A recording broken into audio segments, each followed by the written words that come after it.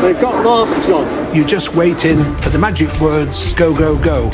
It was thrilling. It captured the imagination of the world. It was a sort of James Bond moment. At one point, my wife got the children to turn the television off. She said, "Dad's going to get himself killed. I don't want to see it." The big explosions go off. You could hear gunfire, a lot of screaming, a lot of shouting. First SAS men jumped back onto the balcony and stormed through the window. Flashbangs were going off. I think everyone was terribly proud. They thought, wow, look at these men in ski masks and trainers who suddenly leapt up on the building and rescued the people. It was mayhem with 19 hostages in there, still 6 terrorists. A mate of mine hit him on the back of the head with the MP5. I grabbed him, spun him round by his arm, and as I let him go, I shot him and he fell to the bottom of the stairs.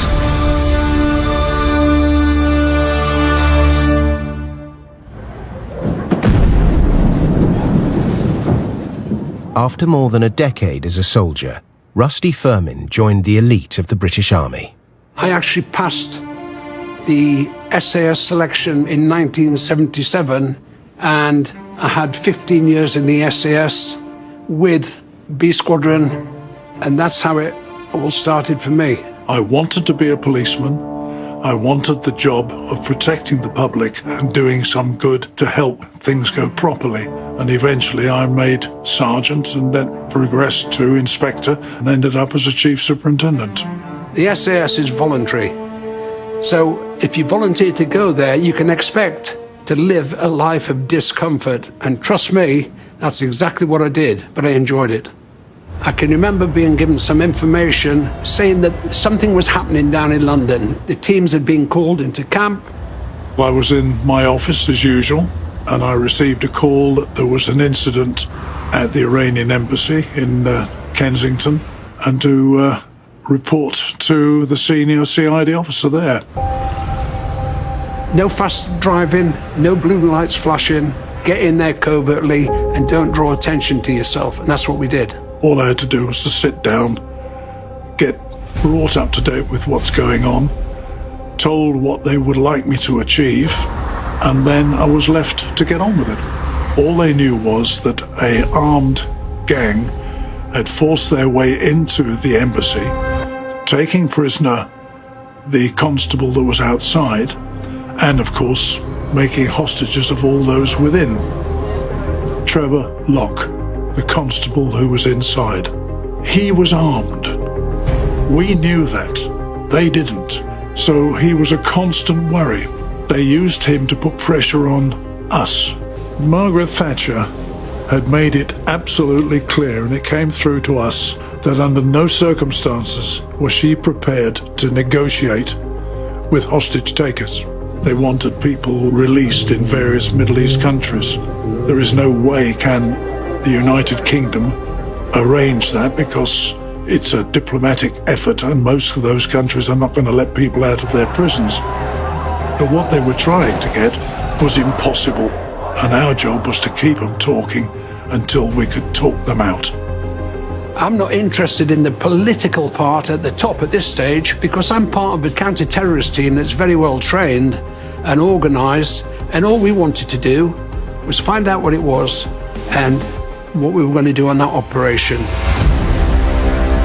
Under cover of darkness, Rusty and the other SAS members set up camp next door to the Iranian embassy in London, with just a wall between them. We have to be close by in case an incident occurs where we may have to go in and rescue the hostages. We had a field telephone which was primitive, but you can't hack a field telephone. It has two ends with two bits of machinery there which you speak into, and that's it. The media gathered to see the drama unfold as Iranian protesters made their voices heard. As that group all seem to be, and this is the Iranians. The story had broken, they were in there, so the world press had turned up and the television cameras. All the agencies were there, all the particular papers had their people there. The media, we were aware of their attention, and we had cameras in places that they didn't, so we could see a lot more than the public could see. They were put in their place at either side of Kensington Road where they could see the front of the building. The terrorists wanted independence and complete autonomy from the rest of Iran for the oil-rich province of Khuzestan. They were led by Wan Ali Mohammed, known as Salim, with his second-in-command Shakir Abdullah Radhil, known as Faisal. Make a mistake, somebody could die. Say the wrong thing, somebody could die. So the concentration of the negotiator is enormous. All our hostage training is all to do with what if something happens, what if this happens. You can't cover them all. People talk about rapport. I don't like that word. I wasn't seeking a rapport with the person. That type of individual I detest because of what he's doing. What I want is control and communication. Police photographers were positioned around the embassy and were ready to photograph the terrorists on sight should they show themselves. They were clearly photographing as much as they possibly can through the windows, but it was one of the various acts to try and identify them from the word go. And it suddenly came up that delivering something to the embassy would get somebody very close to the window, and if we handed the thing over to them awkwardly, they might have to grab it, which would give us lovely sets of prints. And the boss said, well, who will take it? And I said I would take it. Max took a carton of cigarettes and started out towards the embassy. To an extent I was frightened, but it had to be done.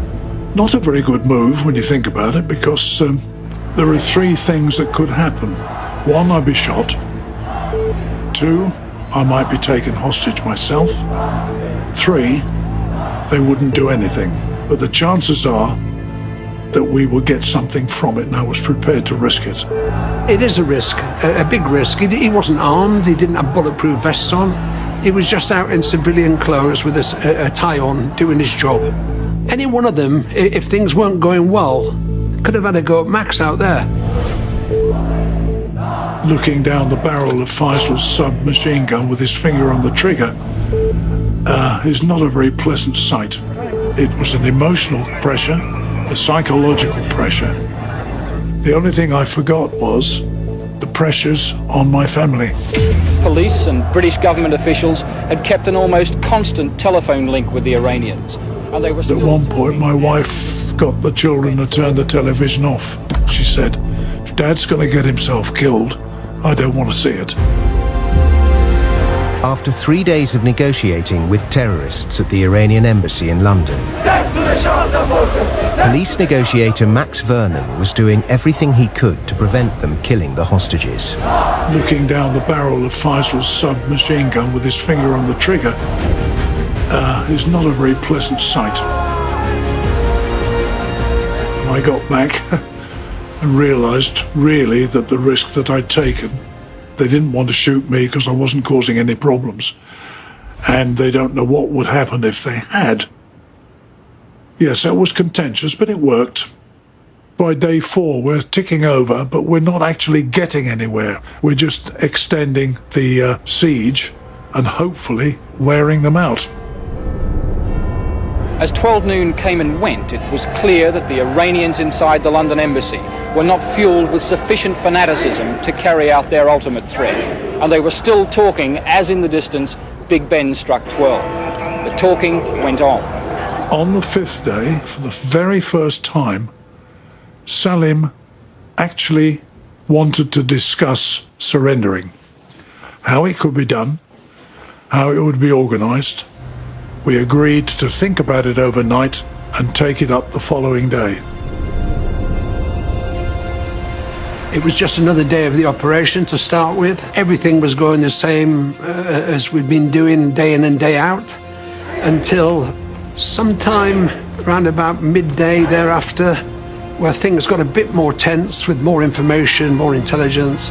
As the SAS waited, they had no knowledge of the power struggle going on inside between the terrorists and the hostage Abbas Lavasani, the Iranian embassy's chief press officer.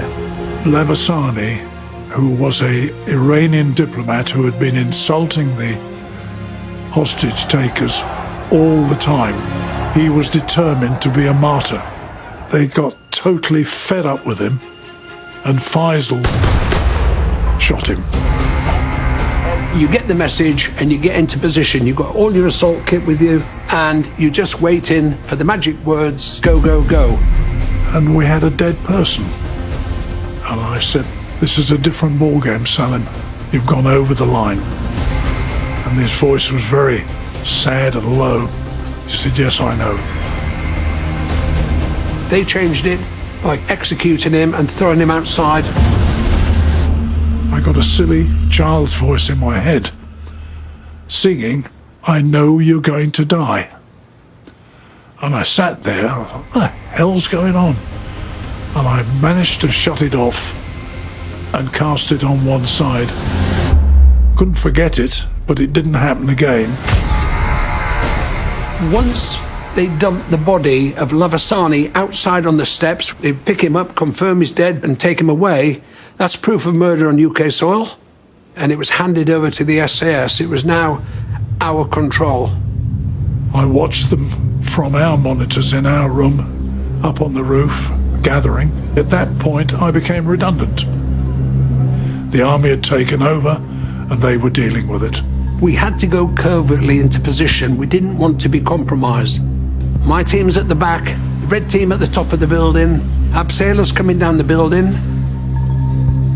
A foot went through a window and alerted the terrorist. That initiated really the go, go, go. As millions were glued to the final of the World Snooker Championship, the BBC cut live to the Iranian embassy siege, and viewers would witness for the first time ever the SAS in action. Suddenly, the attack began, so everyone had a grandstand view. It was a sort of James Bond moment. They've got masks on. We then entered the building. Our job was to go in through the library at the back. We start clearing the rooms on the bottom floor. Flashbangs were going off. First SAS men jumped back onto the balcony and stormed through the window. You could hear gunfire, a lot of screaming, a lot of shouting, people crying. Me down on the ground floor with my team, smoke in the air, gas in the air. I know that Trevor Locke tried to disarm Salim and wasn't successful, and one of the SAS guys fired first, and that was the end of Salim. It was mayhem with 19 hostages in there, still 6 terrorists, and of course our team. Next, BBC man Sim Harris is brought out by a hooded SAS man. He crouches on the balcony. There was some shouting and pointing from the first floor. They were trying to point out what appeared to be a terrorist. Somewhere in amongst that was Faisal. A mate of mine hit him on the back of the head with the MP5. I grabbed him, spun him round by his arm, and as I let him go, I shot him and he fell to the bottom of the stairs. I went down, saw the grenade, picked the grenade up and put it in my ops waistcoat pocket. The pin was still in. At the rear of the building, more marksmen have the embassy covered. Then everybody went their own way, carrying on the operation until we got everybody out the building.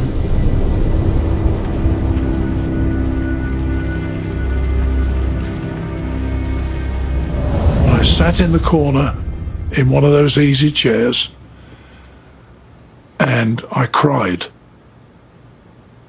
I didn't know why. I wasn't sad. I wasn't feeling sorry for them. I began to wonder what in effect was happening to me. The boss came in. He said, "You've got exactly 1 minute to phone your wife to let her know you're in one bit, then get the hell out of here because the place is on fire. The next thing I remember, I'm at home. I have no memory of that journey whatsoever. On the 5th of May 1980, the lenses of the world's media captured the SAS in action, and global recognition soon followed. We saw the film of them doing it, but there's something about a frozen image that you can read like a report, and that certainly captured the attention and admiration, not only of the citizens of this country, pretty much the citizens of the whole world. You have an appreciation and a sharpness, if you're any use, of what sells newspapers and what the public want to see.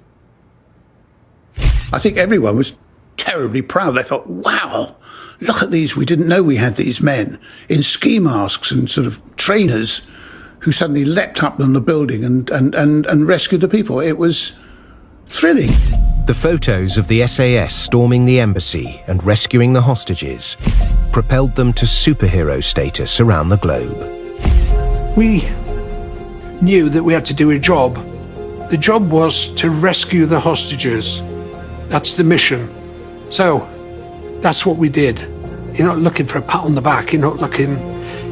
You've just done what you were supposed to do. If you're going to have heroes, they're pretty good heroes to have. Impressive, modest, they've no side at all. Certainly admirable. And it wasn't only the heroism of the SAS that was in evidence. I kept most of the hostages alive through negotiation, but I hadn't negotiated a peaceful ending, which was beyond my control because Faisal lost his temper and killed the Iranian diplomat. And it wasn't until later that I realized that I kept all those hostages alive for 5 to 6 days. Through all the pressures, I gave the SAS 6 days time to plan to give them the best possible chance of ending it with little or no injury to themselves. He did a great job, and I've told him that. And I'm sure most people would say that if we'd gone in on day one, it would have been probably very bloody. After the grim tension of the previous 6 days, there was a weird vacuum of inactivity as London's police quietly and for the most part secretly followed up the events of the siege end. And still no details of those frightening final moments inside the embassy. We sat there and waited for a bit of a debrief and the arrival of the Prime Minister. We didn't actually get to watch the snooker anymore because you wouldn't believe that what came on the TV when Mrs. Thatcher came in was the front of the embassy. The eyes of the world were on this. As that was happening, they were stood in the way.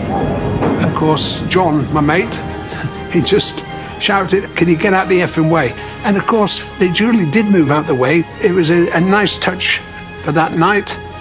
And we watched the little news clip that came on of what happened, not expecting ever to have seen that.